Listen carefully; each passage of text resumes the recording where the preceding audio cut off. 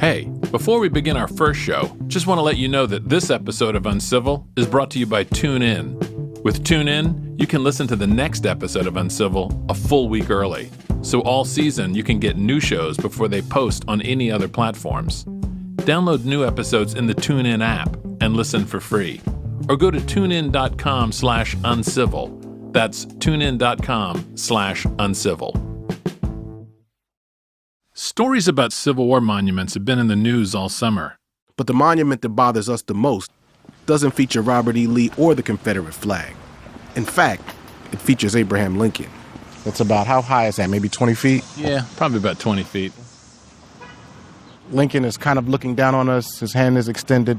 Got this black man on his knees in front of Lincoln, maybe trying to stand up or rise. Still got a shackle around his arm. It looks like maybe the enslaved person might be shining Lincoln's shoes or something. The statue is called the Freedmen's Memorial. It's in Washington, D.C., put up in 1876. It's so much in this statue. I mean, the man, the freed man who may be rising, he's got a broken chain on his arm, but he's dressed like he's only got like a loincloth. Otherwise, he is absolutely naked. Meanwhile, Abraham Lincoln is in a full 19th century dress coat, pants, boots. Lincoln is still standing over the dude. And in a way, this doesn't really give any credit or represent the agency of black people in freeing themselves. Black people were trying to free themselves, rebel from slavery before the Civil War even started. I hate this statue. I hate it too. I'm Jack Hitt. And I'm Chinjarai Kumanyika. This is Uncivil, where we ransack America's history and discover that the past is never really past. You will not replace us! You will not replace us! This fall, we're going to bring you stories of espionage. In that day and time, you had to be a spy. There had to be a lot of spy in you to be black and to survive. Betrayal. I feel like someone has put a dagger through my heart. Con artists. He produced $15 million worth of fake money. And black people fighting back. They helped free themselves, you know. The girl was bad. You think the Civil War is still relevant now? American society was built out of the Civil War. The story of slavery, the story of the Civil War, the story of the statue is the story of America.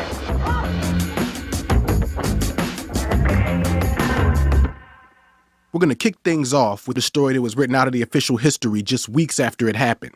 It's about the most ambitious covert operation of the Civil War. And it's about black people who never thought they'd pick up a gun, but they did. One of those people was named Shedrick Manigault. To his family, he was Posh Ed. He was a short man. He was a dark-skinned man. He had like a little bit of a beard. This is Fallon Green, Posh Ed's great-great-granddaughter. She's a paralegal in Beaufort, South Carolina, just a couple of miles from where our story takes place. Growing up, she'd heard a little about Posh Ed. She knew that he'd built the church her family went to. But as she got older, she began digging deeper into her family history and started asking about him.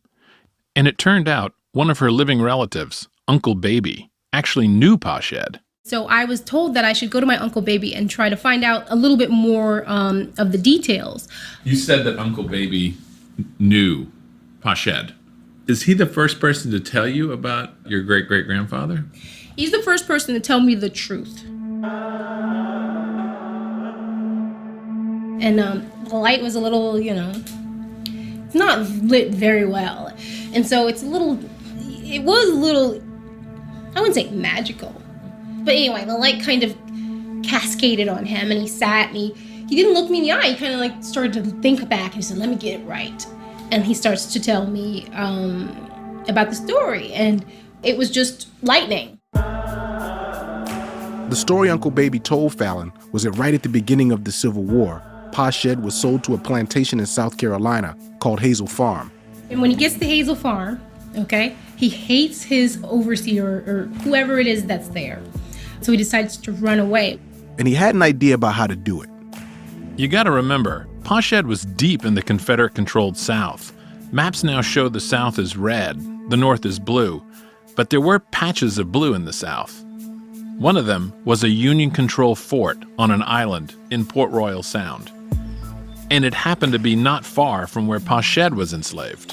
So, on the fly, he came up with a plan to get over to the fort. And what they do is they fashion a pine log. Basically, they cut down a tree to make a raft. And then they put it by the banks of the Beaufort River. They cover it with brush. They come back at the dark of night and they, of course, uncover the pine log. Push it into the river and hop on. And the visual that I'm given with the story is that they straddled that pine log. And they floated, as it was said to me, floated to mainland Beaufort. That morning, Posh Ed and his brother made it to freedom. As it turned out, just a few weeks before they got there, new military leaders had arrived at Port Royal. And among them was a radical abolitionist, Colonel James Montgomery. To really get a sense of this guy, you need to see a daguerreotype picture of him. He has that 1,000-mile stare of an underfed lunatic, and bed hair that looks like he cut it himself, with broken glass. Montgomery wasn't trained at West Point. He learned guerrilla warfare, fighting against pro-slavery settlers in Kansas. One time, after his farm was attacked, he tracked the men back to where they lived and burned down the entire town. In Kansas, people like Montgomery were called jayhawkers. Nowadays, they'd call him a terrorist. I'm Brody James Montgomery. I am the third great-grandson of Colonel James Montgomery. I am the owner and founder of Brody's Spirits. We make moonshine. Brody is proof that genetics is not always destiny. The colonel wasn't your standard frontier wild man. He was fiercely religious, and to his great-grandson's dismay, he was also a prohibitionist. He wasn't known to drink. Who doesn't drink? Montgomery came to Port Royal ready to fight, and he wanted to recruit freed black people like Posh Ed to fill out his regiment. But military leaders up north weren't into it. In fact, they specifically forbid arming black men. Montgomery and his commanders did it anyway. And I can see him just going outside and going, all right, everybody, come on over, grab some guns, let's go kill some people. These guys need to die. It's hard to know exactly how Montgomery's new black recruits felt about all this. Posh Ed had just risked his life to gain his freedom. But then he found out he only had one, to enlist in the United States Army. I don't think he was like, oh yeah, let me fight. Like, I'm so excited. Maybe in that kind of fervor of other men saying, you know, I'm taking up arms and I'm going to fight for my freedom, you get this feeling of, wow, this is big. One summer morning, Montgomery and the other officers lined up their new recruits. And then they asked what your size is, what shoe size you have. You don't have shoes. You've never worn shoes. And they give you a uniform. They tell you have to keep it clean. You put on the trousers. You've never really had trousers that went all the way down, but now you do. You know, you've got to polish buttons that are your own buttons, not some other person's buttons. You know, you got to learn how to march. You know, you've got a hat. You've got a gun. Let's be clear about something. The history of slavery, 250 years of it, is a history of keeping guns out of the hands of black people. Even being found near a gun could get you hanged. Now, men like Posh Ed were going to pick up guns and use them. It was just an ordinary thing he did, but just stumbled into this great moment in history and happened to be standing next to Colonel James Montgomery.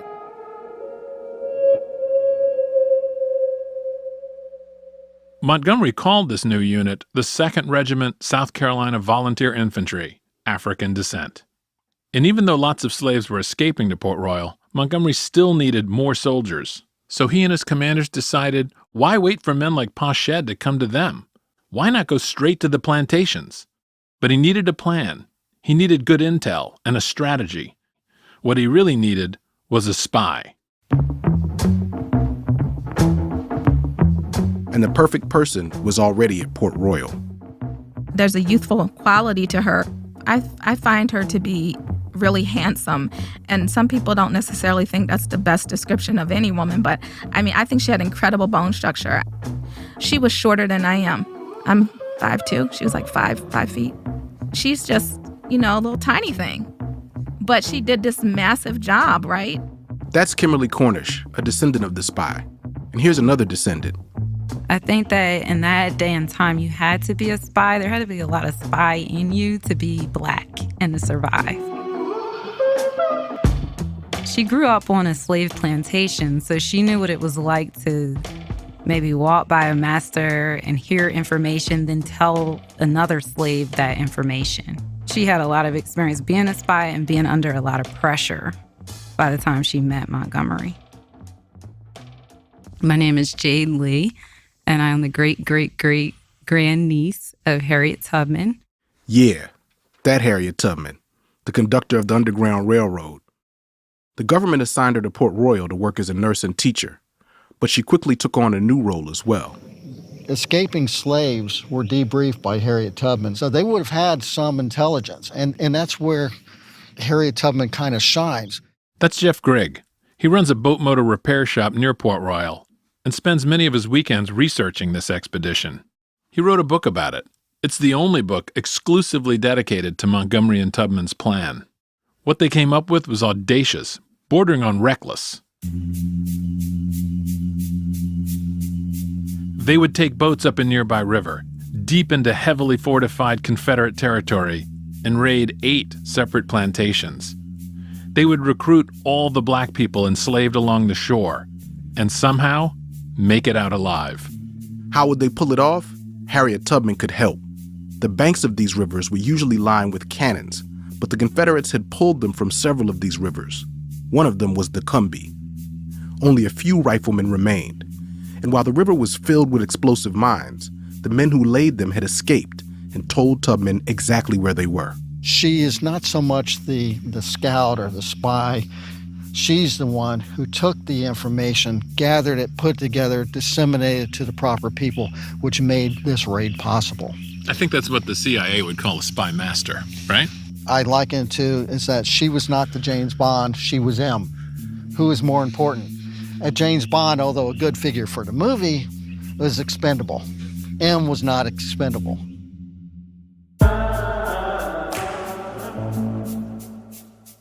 On June 1st, 1863, some 300 mostly Black soldiers, including Posh Ed, got on 3 gunboats led by Tubman and Montgomery and steamed off into the harbor. Eventually, we'll get to the mouth of the Combahee River and start going up the Combahee River where the raid really started. After the break, the 2nd South Carolina Regiment goes deep into Confederate territory.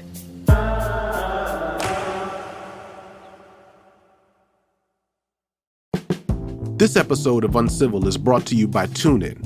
Okay, so you might have heard of TuneIn. It's a mobile audio app where you can listen to music, sports, news, audiobooks, and yes, podcasts. TuneIn is offering Uncivil listeners the chance to hear new episodes of our show a full week early. You can listen for free if you download the TuneIn app. On our next episode, we travel to the coast of Georgia, where a handful of landowners are fighting to hold on to property that dates all the way back to 40 acres and a mule. I thought I knew that story, but it turns out there's a lot more going on. Hear all of this season's episodes 1 week early. Download Uncivil episodes in the TuneIn app and listen for free. Or go to tunein.com/uncivil. That's tunein.com/uncivil.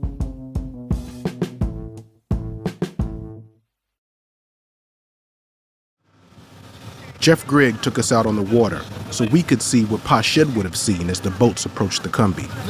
The landscape kind of looks like an African savanna, except we're broken up by the dark waters of the St. Helena Sound. This area is filled with dolphin, turtles. Even in summertime, we get manatees come up into this area. The gunboats had set off under the cover of night. 3 ships left Beaufort approximately 9 p.m. on the 1st of June. Once the soldiers entered the mouth of the river, they sat in silence all night. I could just see Posh Ed there in that boat, wondering, what's going to happen when he gets upriver to the plantations? He'd been enslaved there, and now he was going back. And if he got caught, he knew he'd be shot or tortured and sent back to slavery. The trip upriver took all night. It was dawn when the boats pulled up to the first plantation. People were already working in the fields. The soldiers jumped off the boats and began marching up the levee. It didn't take long for the enslaved families to figure out what was happening and to start running to the landings. And then Montgomery gave his regiment another order: burn it all down.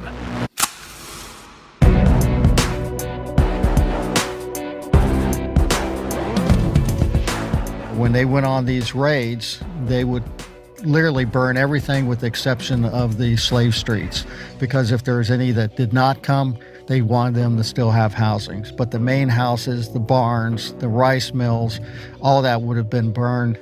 Anything to economically hurt the plantation owners. So if I'm, part of like one of the second volunteers under Montgomery, I'm still going to a place that was like hell for me. I mean, what would I have been thinking at that moment?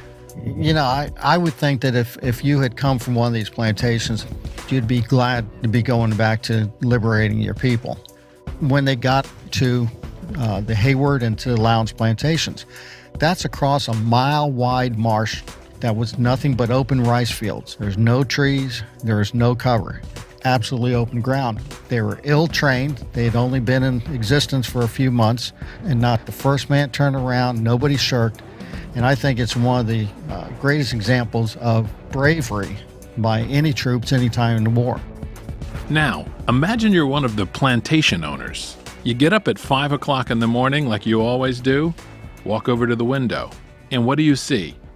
Hundreds of uniformed black soldiers heading straight towards you. We actually found a letter from one of these plantation owners. His name was Joshua Nichols, and he wrote to the local paper describing what happened. When he sees the soldiers, he panics and calls together all his faithful slaves. He actually used the word faithful. Yeah, let me read this part. My house servants stood all around me, professing the utmost attachment and their perfect willingness to obey my commands. I ordered them to follow me and take to the woods. They all professed a willingness to do so, but not one made a sign of moving. So I was forced to fly to the woods for protection. So picture that scene. Nichols turns to his slaves and says, "The Union is coming. Let's go." And they're like, "Yeah, you first." It's like when those gunboats showed up. The power dynamic switched up so fast, Nichols can't catch up. He really thinks his slaves are going to follow his ass? These folks are looking at those same black soldiers, and what they see is freedom. And then Nichols sees something else. Here's what he says in the letter. "I saw the enemy come up to my house, and in a very short time, it was set on fire." Yeah. Now Nichols was really panicked. So here's how he puts it. The Negroes, men and women, were rushing to the boat with their children, now and then greeting someone whom they recognized. They were utterly transformed, drunk with excitement and capable of the wildest excesses. The roaring of the flames, the barbarous howls, the blowing of horns, the harsh steam whistle, and the towering columns of smoke made an impression on my mind which can never be effaced. Up and down the river, plantations burned. Hundreds of now free people climbed onto the soldiers' boats. My Posh Ed would have been on that boat, looking out, at the women coming. I see him there. When they got to the banks of that plantation, I mean, what do you think they saw? The world being right again. I think they saw their families. I think they knew each other and maybe had someone rescue, over there. They may have been liberating their kids. When I look at who I would be if I was in that time, I think, wow, I think it's beautiful. I think it is something I never would have dreamed of. You know how you need something so much and it just never happens and you just forget it and you don't ever, think about it because it's just a terrible thing to think about because it hurts. And then one day that one thing happens that you need and you're just overwhelmed.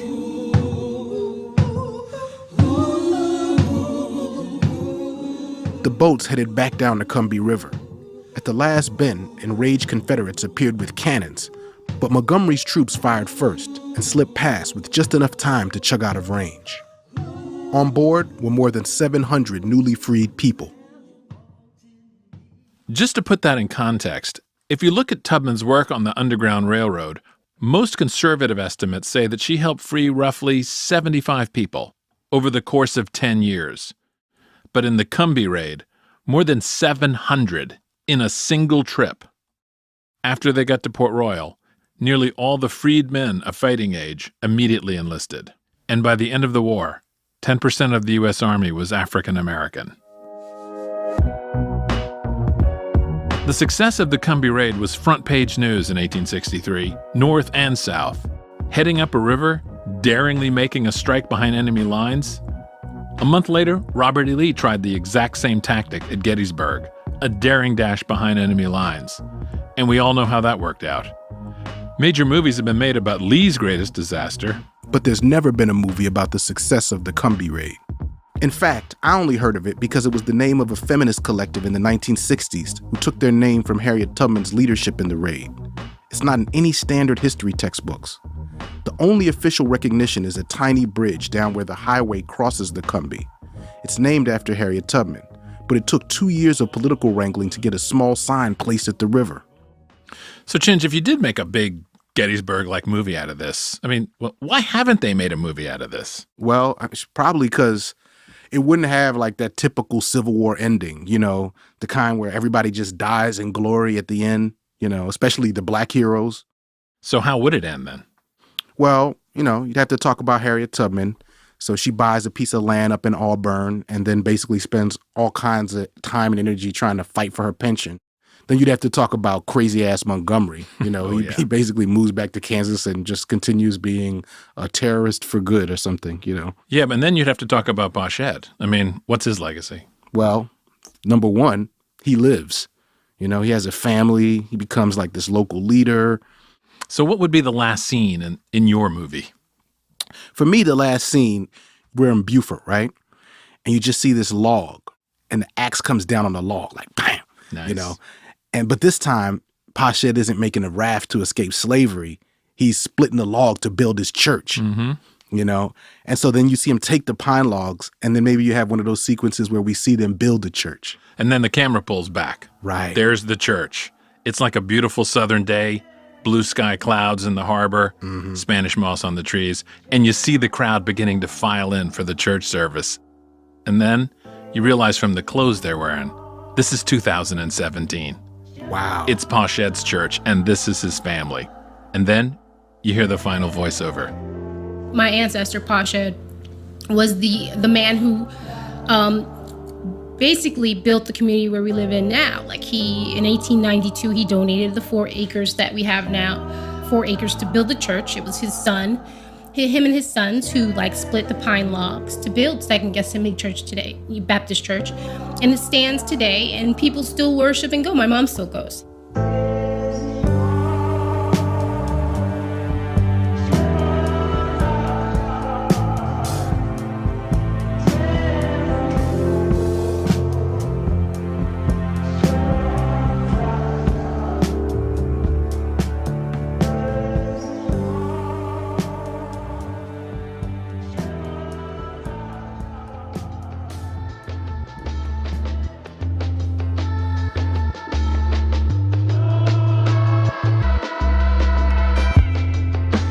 Hey y'all, if you like this first episode, we have a live show tonight, and we'd love to see you out there. We're teaming up with some incredible friends of the show. Nicole Hannah-Jones from the New York Times, Al Letson from the podcast Reveal, and Christy Coleman, the director of the American Civil War Museum, the first museum to tell the story of the Civil War from the African American perspective. It's going to be an evening of tearing apart the Civil War myths we see online all the time now. Where do people even get the idea that the Civil War wasn't about slavery, or that Robert E. Lee was a saint? We'll dig into these claims and talk about what happens when you try to fight them. And afterwards, we'll all stick around at the bar to celebrate the launch of the show. The event is tonight, Wednesday, October 4th, 7 p.m. at the Bell House in Brooklyn. It's a free event, so bring everybody you know and spread the word on Twitter and Facebook. Information into RSVP, visit uncivil.show/live. Uncivil is produced by Chris Neary, Chiquita Pascal, and Saeed Tijan Thomas. We had more help from Stevie Lane and Alvin Malaith.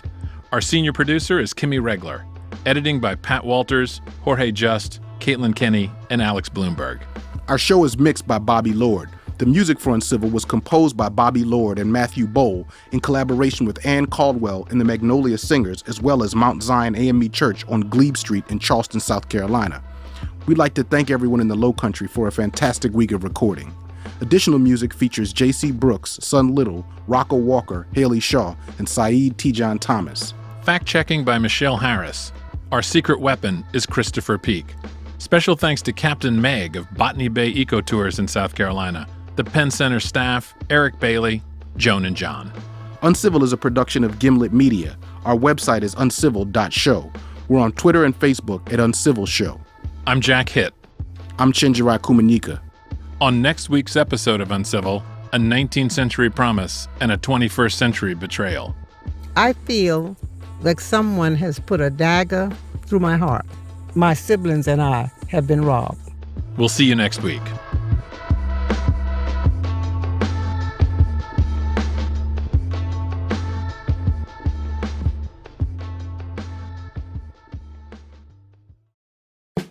Thanks to our sponsor, TuneIn. You can listen to next week's episode of Uncivil a full week early with TuneIn.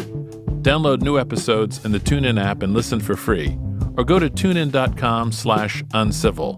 That's tunein.com/uncivil.